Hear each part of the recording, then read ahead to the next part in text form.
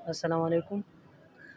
Anti emetics drugs के बारे में पढ़ते हैं। एंटी एमेटिक्स जो है ये ऐसा होता है कि हमारे जिस्म के अंदर कई सारे न्यूरोट्रांसमीटर्स रिसेप्टर हैं, उनकी वजह से होता है। अभी ये जो एंटी हिस्टामिन है ये ऐसा करते हैं कि उन न्यूरोट्रांसमीटर के रिसेप्टर्स को क्या करते हैं, ब्लॉक कर देते हैं, जिनकी वजह से नाज़िया एंड वॉमिटिंग होती है। तो उनमें जो सबसे पहला वाला आपको नज़र आता है, जो एक नंबर है, एंटी हिस्टामिन्स है।